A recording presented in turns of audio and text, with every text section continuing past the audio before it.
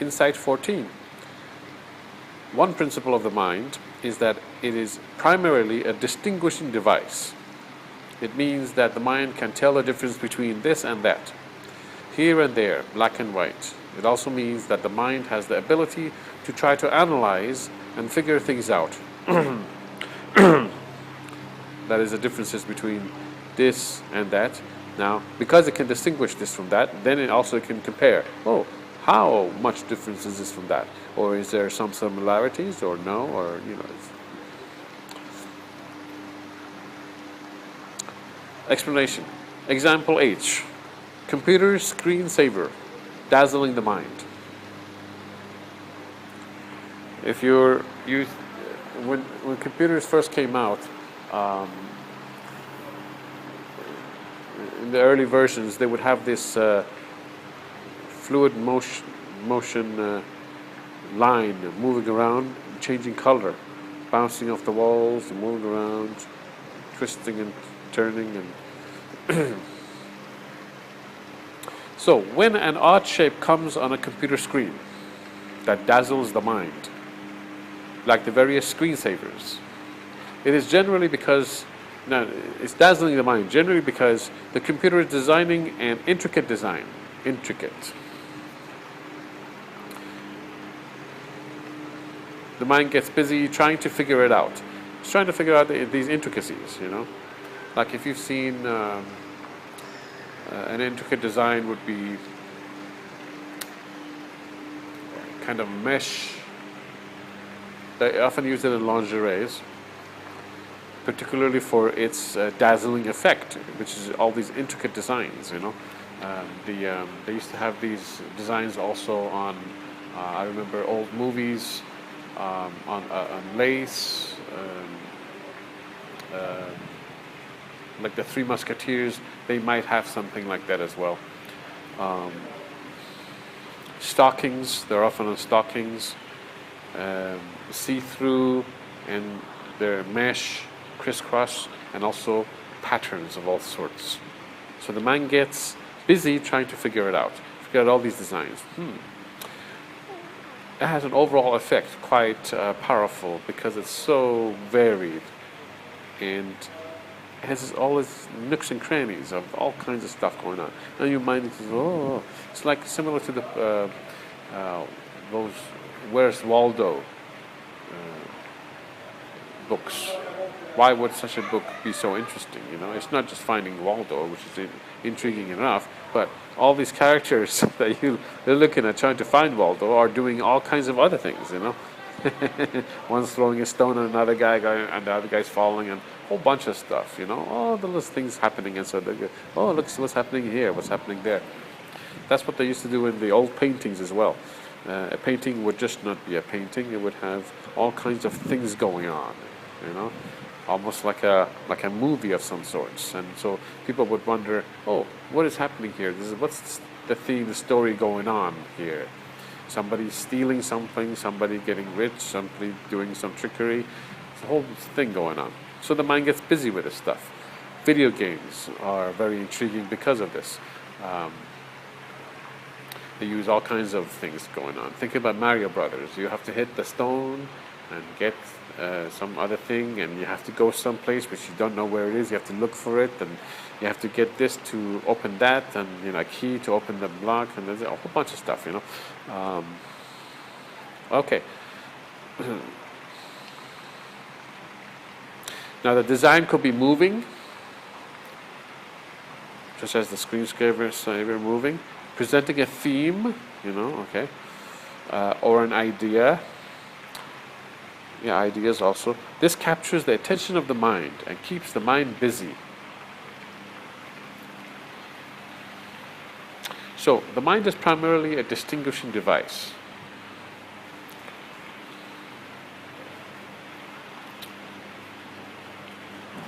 Often you see yourself, if you're driving on a road with another car, you find yourself racing the car. Even without wanting to, it just happens to a lot of people. So why am I racing this guy? It's because there is you, and then there's the other person. this fact is very apparent in the mind. And so now you're comparing. It's a natural comparison. You're like, oh, okay, so this is a car and you're moving already, so who's going to be the fastest? Who's going to go fastest? I.e., meaning the better. Who's going to get there faster? This happens with people getting ready as well. People are getting ready. There's a comparison made in the mind. The mind is aware of these two beings, you, yourself, and another person, and without even wanting to, you might fall into this this idea of, oh, well, we're getting both ready, so who's going to get ready first, so that they're ahead. They're thinking they're ahead. It's just the mind making these connections, and you simply following along. This happens with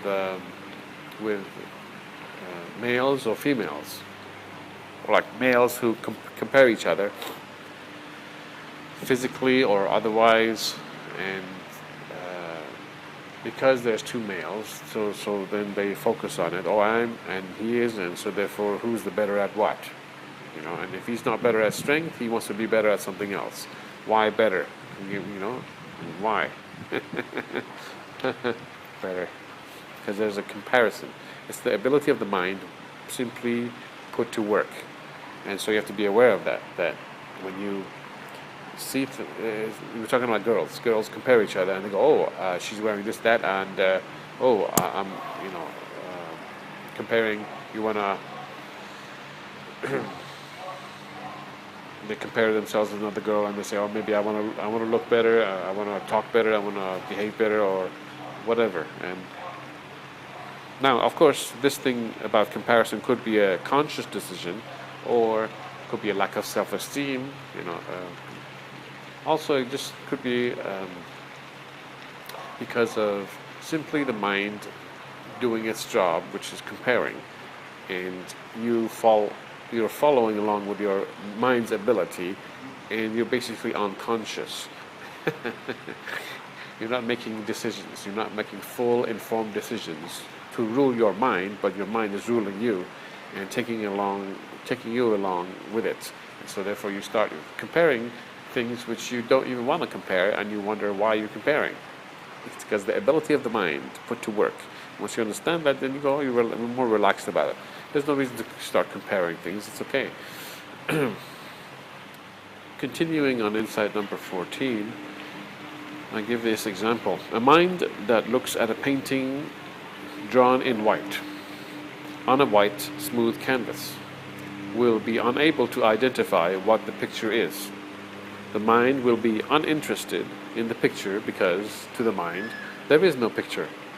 Simply staring at a white picture, which is just blank canvas, with nothing else in the view of the mind, in this case, the mind cannot think anything. It cannot distinguish anything from anything else because it's all the same. In this case, it is possible for the mind to think, what a strange phenomenon. This white picture is just hanging there at the museum. However, even that thought is possible because the mind is comparing differences of this white picture, comparing it with earlier recollection of other varieties of colorful pictures. So it's comparing this white picture with, other pictures. How come this canvas is blank? What's the statement being made here? Or maybe somebody forgot to hang a picture here. You see, that might go on, but only it goes on because there is a comparison being made. Continuing on insight number 14. So now if you look at, if you want to really experience this firsthand, you might have noticed, if you've ever tried this, to lie down on the grass when there's a clear blue sky, no cloud in sight, completely blue, right? Clear. So you lie down on the grass and you look straight up, and you try to not look at anything around you. So you may want to do this and just simply look straight up at the sky, right? And if you look very clearly, and if the sky is basically all blue, and you really stare at it for a little while, you'll notice you can't distinguish any distance. You can't tell how far the sky is. you may think that the sky or this blue color, whatever it is right on your face. You can't tell. You know, there's no here or there distance. It's gone. You can't distinguish. So you can't tell how far the sky is. Is it here, there? You can't tell. It could be right here, and you don't know.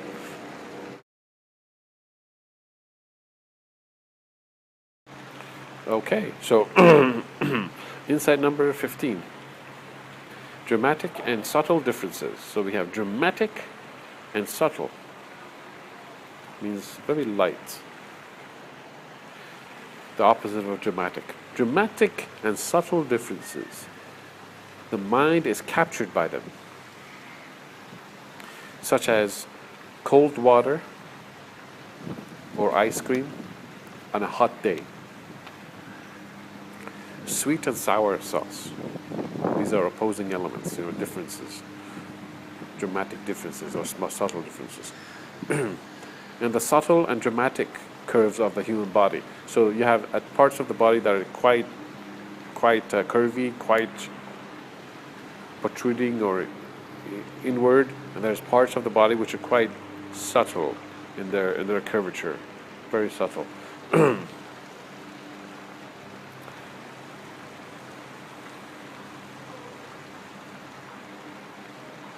So sweet and sour, and the subtle and dramatic curves of the human body.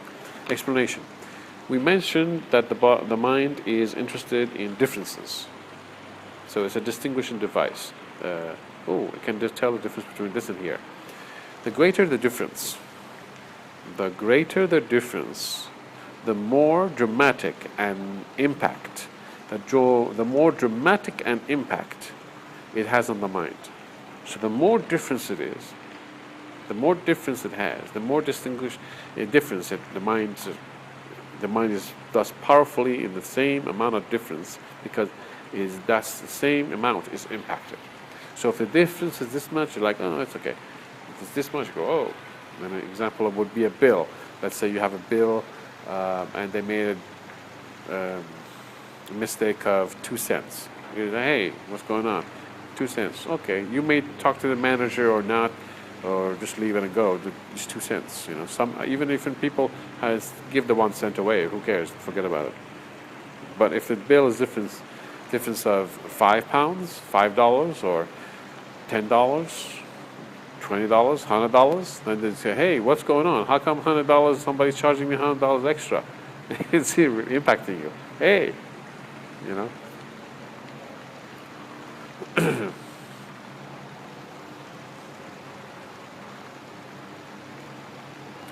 Now, so like for example, one can view of a situation of where somebody's being overcharged for some service, and it could be 2 cents, and the person may say, "Hey, why is this my man being charged this much?" Now, in that situation, that he's making a big deal about his 2 cents difference. It may not be the 2 cents. It may be that the principle behind it. He's focused on the principle of right and wrong, and he says, "I don't want to be treated incorrectly, unjustly." And so, therefore, for this person, it could be that any kind of difference he does not like. It's a dramatic difference to him, because his concept is just and unjust. Principle of the idea is nothing should be done unjustly. So to him, it might be a big deal. I remember I went to a place. I was washing my clothes, and I washed my clothes in a laundry mat place. Anyway, so they gave me a powder. This cup of powder. I usually use half. I'm used to just using half. I don't need the whole. So sometimes the gentleman gives it to me for half. Half the price. So 25p instead of 50p. So I use the half, and I'm great. That's great. Now, one time I went to this laundromat, and this other person was working, and I said, I just need half. They still wanted to charge me 50p for the whole, even though I only wanted the half. And I said, I just want the half, So and they said, no, you got to buy the whole. Ridiculous. The person was trying to be reasonable by saying, why don't you use the rest later? But I was homeless, so I'm not going to carry around extra 50p of powder. It's ridiculous. So I just couldn't understand why they can't charge me the amount that I'm using, 25p. Anyway, so I was disturbed by this, meaning I didn't like the principle of being treated unjustly. I like principles, so didn't like it. So anyway, while I was, it just disturbed me, and I was like, oh, geez, it's just terrible. And I put the coins in the wrong machine, wrong number of the machine. So it was 350. I put the wrong coins in the wrong machine, and so I had to put another 350 for the right machine. It didn't bother me much, me putting 350 in the wrong machine. I just didn't want to deal with this person anymore. Didn't want to make a hassle, forget it. Just put 350 in for the other machine. Now, the other person, the worker, mistakenly thought that, oh my God, they realized, and the person who was working there realized, oh my God, this guy made a big deal about 50 pence, actually 25 pence, And now he's done, I've spent 350 in the wrong machine. What am I going to do about that now? They were really afraid. Oh my God, it was a girl. And she's like, oh my God, what is this guy going to do now for 350? Oh my God. And, she was working there alone. Now, her idea was that, more than likely her idea was that, oh, I'm making a big deal about money. But for me, it was not about the money. It was about the principle of the thing. Not wanting to be treated unjustly, So anyway, so I was just doing my laundry, and she had called the owner of the place saying something about the story possibly, and come over because this guy may do something, Me, I might do something. I'm not doing anything. I'm just washing my clothes. I don't care. Anyway, so the owner came and said hello to me. Hello, how's it going? Everything. I said, everything's fine. Yeah, great. How are you doing? Oh, yeah, all right, continuing on insight number 15. So the greater the difference, the more dramatic an impact it has on the mind. Examples are the curves of a woman's breast, or the male buttocks, etc. So quite round, and so therefore it's quite dramatic. I remember talking to a gentleman once, and he said, wow, the buttocks, it's very big, it impacts him greatly. Oh, I said, yeah, it's very big and round, and so therefore it impacts you, yeah, it's normal. The more ups and downs the body has, ups and downs, inside and out, the more insides and outs the body has, the more it will intrigue the mind.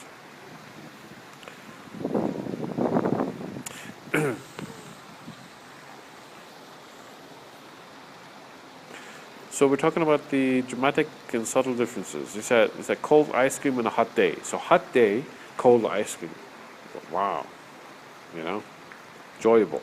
Because the body's hot and you want to have something cold, and the differences are impacting your senses and therefore your mind. And you're like, this is so good. Sweet and sour. That's the same principle. When you're having sweet and sour, my understanding is that your sweet and sour are happening at the same time in the mouth, but your consciousness darts back and forth between the two tastes. So you're aware of the sweet, then you're aware of the sour, and you're like, oh, this is so nice. The differences are the sweet, the sour. Oh, no.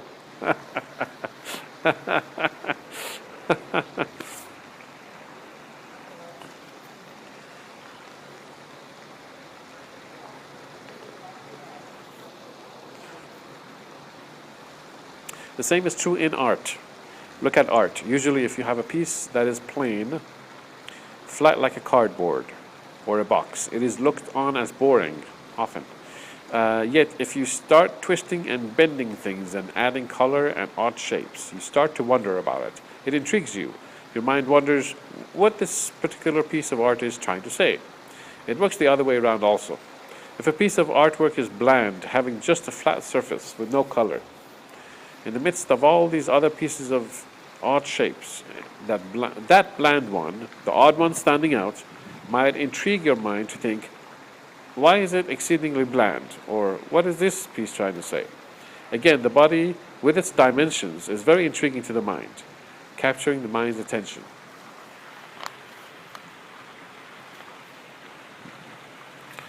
So here, basically, in this insight, is talking about the dramatic and subtle differences. The mind is captured by them. I remember not being attracted to white females. Genuinely, I was not attracted, because I'm a Middle Easterner, so I'm from India and Iran, and so when I see myself, I'm quite aware of distinguishing quite broad, nose that is outside, eyes inside, all those things, all these differences are quite dramatic. So I'm quite conscious of this, and this beauty. So when I used to see females, I used to think it's just white females. I used to just think this is a blank white sheet of paper, and I used to think it's no distinguishing features, but this was just my misperception. I didn't really perceive correctly. So anyway, so one day I was invited to a party, a gathering, and in this gathering I got to talk to a female, and as it is, I'm usually not when I'm listening to somebody, I don't really look at them, because I really want to listen to what they say, and I don't want the visuals to distract from the hearing of the subject matter. So I often look away as we're talking,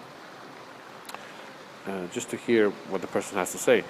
And also sometimes visual distracts, so the person might be thinking, why are they looking at me, this and that. I don't want to deal with that. So a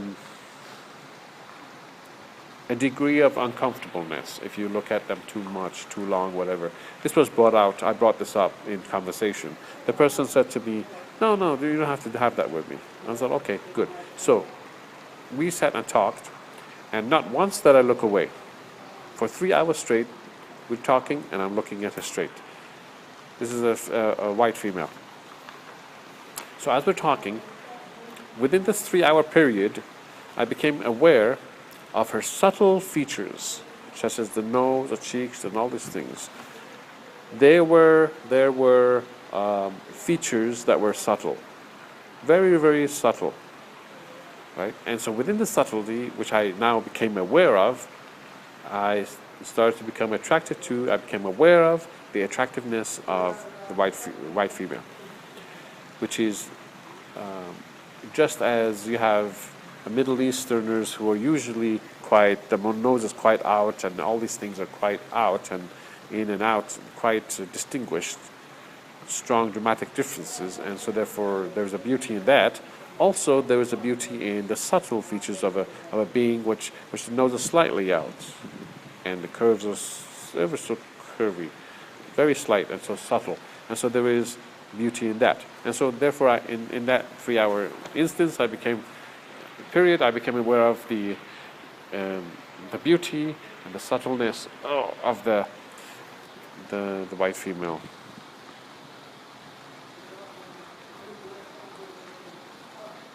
Okay, good.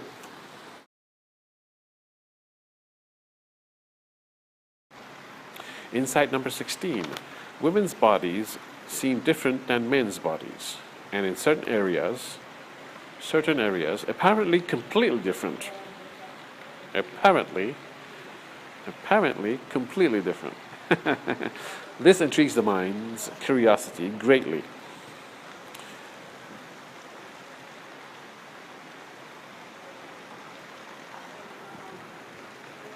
So, the women's bodies seem different than men's bodies, and in certain areas seem completely different. what they see. All right. Explanation. The intrigue is not a humongous curiosity. It is turned into one, as we mentioned in insight number 2. Yes, this is important. So you may have this insight where, or you may have this, great thing to view the female body and all this stuff. But this was not like this originally. You had a normal curiosity, but it wasn't like humongous. Now it has turned into this humongous curiosity because of all this overemphasis on it from childhood, bringing up, don't see the female body, and all these sexual stuff, whatever. We talked about this stuff. All right.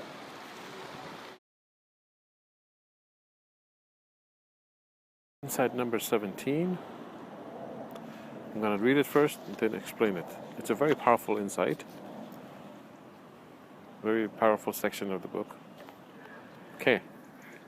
So, the strange shape and function of the sexual organs intrigues the mind.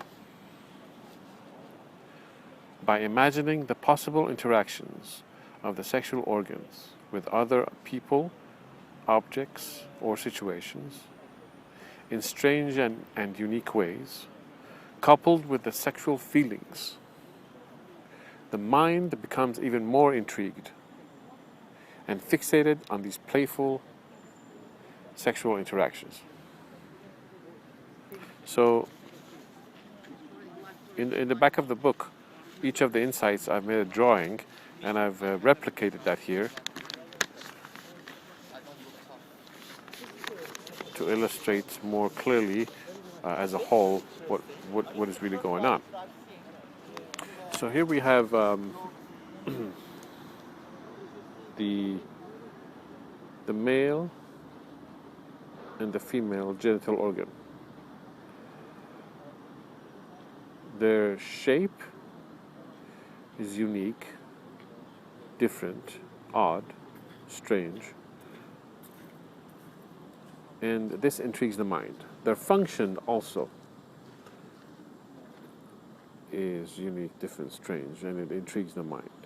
So the shape and function, and when they interact, the line touching both represents interacting the male with the female sexual organs. This also intrigues the mind. So we have people, objects, and situations. To make it more clear also, because you could have people and objects connecting also. People, objects, and situations could occur at the same time. So we have people interacting with objects and in a situation. All these three occurring, or one or more of these, interacting with male and female genital organs, creates a different situation where it's intriguing to the mind. Now we have, we have strange and unique interactions.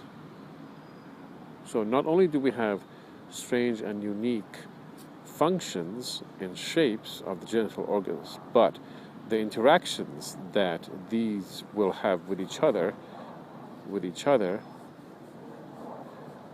in unique and strange ways, unique interactions, is another mind-altering, mind-grabbing, powerfully mind-affecting thing.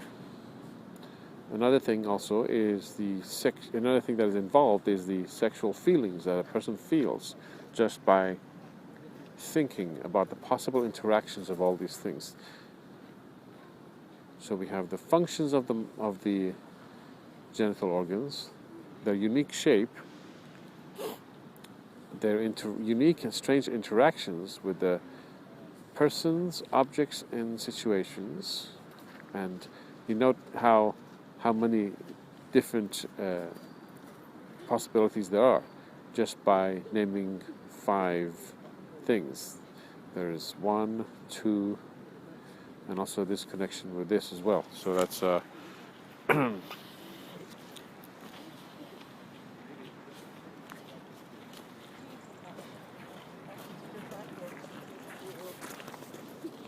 So we have 1, 2, 3, 4, 5, 6, 7, 8, 9, 10.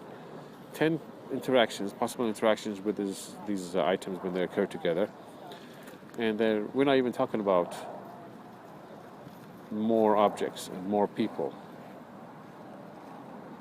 Consider if there's one more person added, then there's 20 possible interactions. Now there's 10, 20, or 20 or 21 possible interactions. Situations, we are only focusing on one to show you that it creates 10 possible interactions. Add another situation, that's 20. That's a lot for the mind to keep up with. So, and each of them being quite unique and strange, each of them is quite powerful, potent, affecting the mind, and also the sexual feelings that a person feels. So when a person is focusing on all these interactions, he or she is more than likely imagining themselves in that situation and self-pleasuring oneself, and therefore feeling the sexual feelings quite strongly. And the mental intrigue and the sexual feelings, and altogether it's quite a mind-impacting situation. This is number 17, what insight number 17 is talking about.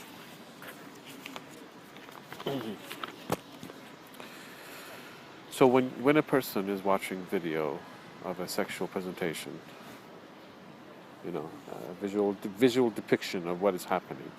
Now, one can say, "Oh, this is occurring and this is intriguing me, and that's it." No, there's a lot of stuff going on there, and you need to be aware of them.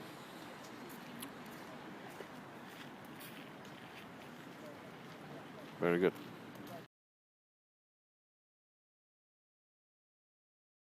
Okay, insight number 18. The more dramatic the difference, the more intricate the pattern, the more the capacity of the mind works to perceive and focus on those differences. The individual is thus, through engrossed attention, mesmerized by the object or idea, and becomes less aware of other life matters. I like to read this again. The more dramatic the difference, the more intricate the pattern, the more the capacity of the mind, the ability of the mind, works to perceive and focus on those differences. The individual is thus, through engrossed attention,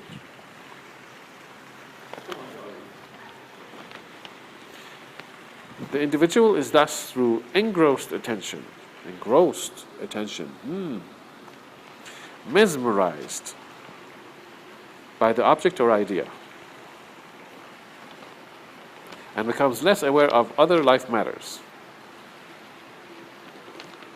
Okay, so the more dramatic the difference, the more the capacity of the mind works to perceive the difference. I mean, let's say you see a game, right? A simple kids game. You see a simple kids game, and somebody says, "Hey, you want to play this game?" You go, "No, it's too simple." Exactly. It's too simple for your mind. It's not intriguing enough. It's not complex enough. You're not interested. This could be in relationships as well.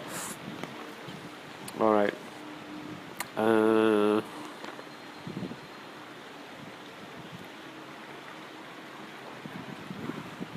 Let's see. The more dramatic the difference, the more. That's it. The more.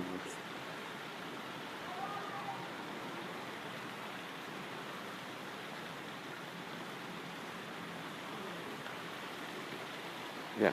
So the more dramatic the difference, the more the capacity of the mind works to perceive the difference. Therefore, the mind becomes more focused on the objects.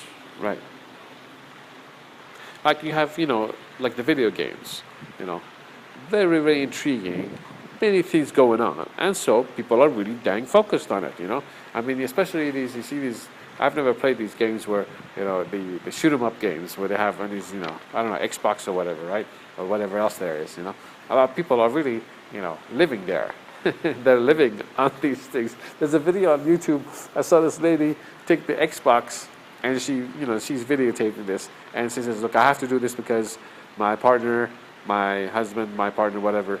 She's saying that he's addicted and he doesn't know it or something. So here is what I'm going to do with it. She puts it under the wheel of the car and drives over it, and then slams it a few times down, broken, and she says, "I'm going to have to hide in the bathroom now and record what happens." It's crazy. All right, so so a lot of stuff going on in these video games, and they're very realistic. Now, you know what's funny about this is that if it was about a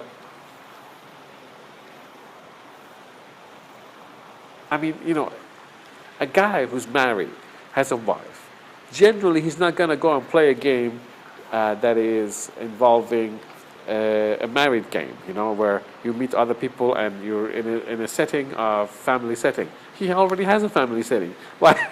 He's going to usually go to something that is very odd for him. So that's why you got the shoot 'em games, because that's not what you usually experience on a daily basis. Shooting, or flying a helicopter, or all these things, So, the games are intriguing because largely intriguing because it's engaging the persons in doing activities which they normally wouldn't engage in.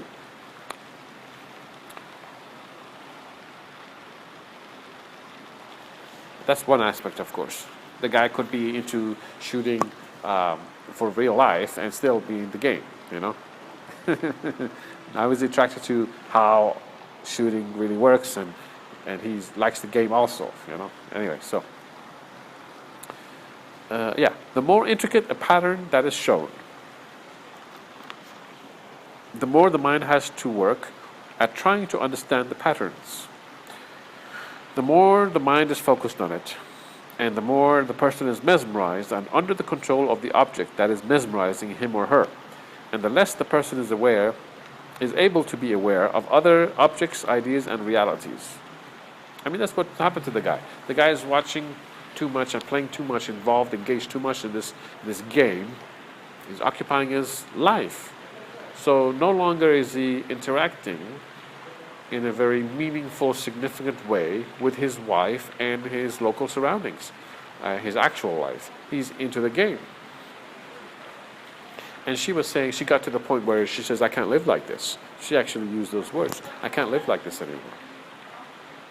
This is so because the mind is very focused on the dramatic differences, patterns, puzzling, or interesting objects, or persons, or situation,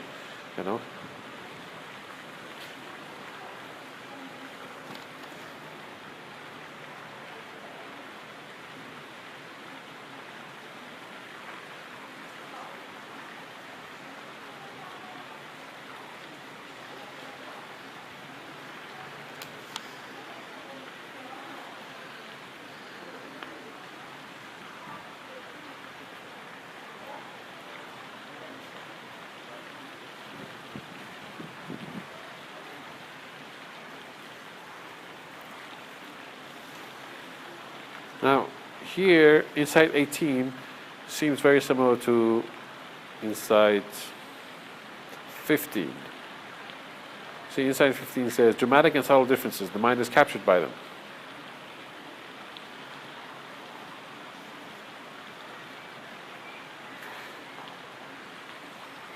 But here, on 18, I said that the more dramatic the difference, the more intricate the pattern, the more the capacity of the mind works to perceive. Focus on those differences. So here I'm going into more detail now. So I'm saying, yes, the mind is affected by dramatic and intricate differences. However, I'm also mentioning that the capacity of the mind is a thing that is involved. If you give somebody something to do that is beyond their mental capacity, they're just like totally baffled by it. They're just like, what the heck's going on here? Whoa. They don't know what to do with it. And it just goes over their head.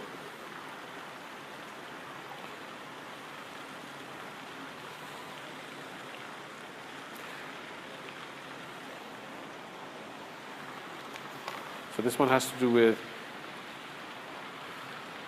making you aware of the capacity of the mind, your mind's capability, working on these differences. Mesmerized by it.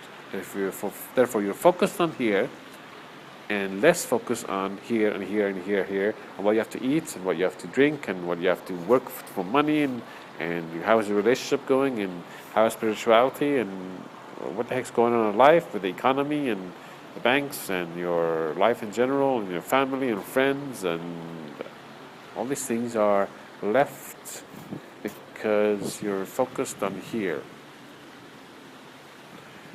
Because your mind is working with this. It's mesmerized by this thing.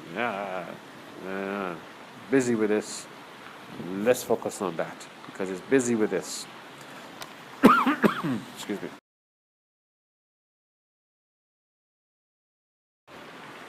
Insight 19. Sex and the art of attraction is misused to manipulate the mind. Next, I will speak to you on this art. Completely understand each segment of the information and search extensively to recognize examples of that method in use in everyday life. In this way, you will have validated the information in actual life.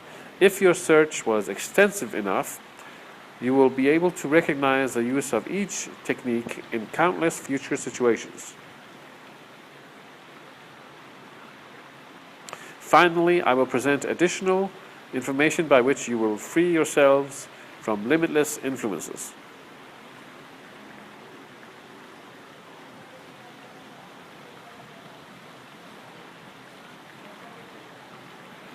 So, I'm going to be explaining this stuff. I want you to thoroughly, as best as you can, try to understand this stuff.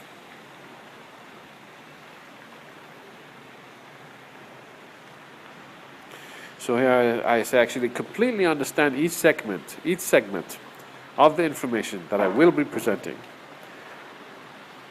So understand it, then search extensively to recognize examples of that method in use in everyday life. So you understand it, then you want to see it in actual life working. Here, here, here, here, here, here, in different situations in life. And in this way, you will start to validate it. You go, oh, I see how it's working here. I see how it's working there. In reality. No longer is it theoretical, but actual. Then you go, ah, yes. Then it becomes real to you.